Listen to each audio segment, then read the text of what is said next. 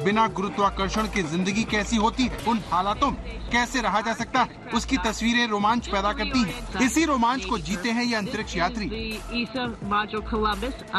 जो जिंदगी को दांव पर लगाकर एक ऐसे सफर पर निकलते हैं जो मुश्किलों से भरा होता है।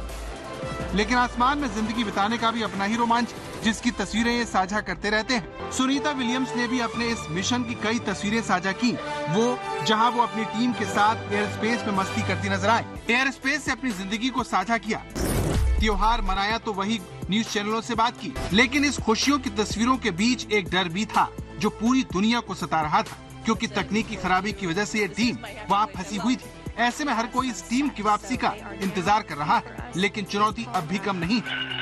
विशेषज्ञों का कहना है कि अंतरिक्ष से वापस आने पर अंतरिक्ष यात्रा के लिए पृथ्वी के गुरुत्वाकर्षण के साथ तालमेल बिठाना आसान नहीं होता है। पृथ्वी के गुरुत्वाकर्षण में वापस आने की यात्रा अपनी चुनौतियों के साथ आती है, जिनमें से एक चुनौती है बेबी फीट। भारहीनता के लंबे समय तक संपर्क में रहने से अंतरिक्ष यात्रियों के पैरों के तलवों की त्वचा मोटी हो जाती है, जिसके चलते पृथ्वी पर लौटने पर उनके पैरों के तलवे असामान्य रूप से कोमल हो जाते हैं। वैज्ञानिक मानते हैं कि अंतरिक्ष से लौटकर एस्ट्रोनॉट्स मूल रूप से अपने पैरों की त्वचा का मोटा हिस्सा खो देते हैं। जब वो वापस आते हैं तो उनके पैर बच्चों जैसे हो जाते हैं, जिसे वैज्ञानिक बेबी फीट कहते हैं।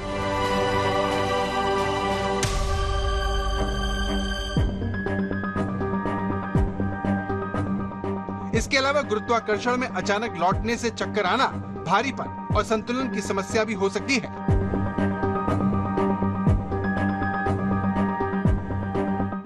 यही नहीं, इतने लंबे समय तक अंतरिक्ष में रहने के चलते सुनीता विलियम्स और बुच विल्मर को हड्डियों और मांसपेशियों की कमजोरी का सामना करना पड़ेगा। उन्हें वापस पृथ्वी की गुरुत्वाकर्षण शक्ति के अनुरूप खुद को ढालने के लिए कई हफ्तों तक व्यायाम और चिकित्सा से गुजरना होगा। वैज्ञानिक इस पूरी प्रक्रिया पर बारीकी से नजर रखेंगे ताकि भविष्य के अंतरिक्ष मिशनों के लिए बेहतर समाधान तैयार किया जा सके। सुनीता और बुच 8 दिन के मिशन पर गए थे, लेकिन उनके बोइंग स्टारलाइनर अंतरिक्ष यान में तकनीकी खराबी आ गई, जिससे उनकी वापसी में देरी हो गई। नासा के दोनों यात्री अंतर्राष्ट्रीय स्पेस स्टेशन पर फंसे हैं और उनकी वापसी क्रू 10 के ISS पर आने पर निर्भर करेगी। क्रू 10 के ISS पर आने के बाद हैंडओवर प्रक्रिया पूरी की जाएगी, जिसमें 1 सप्ताह तक का समय लगने की उम्मीद है। आज तक ब्यूरो। 9 महीने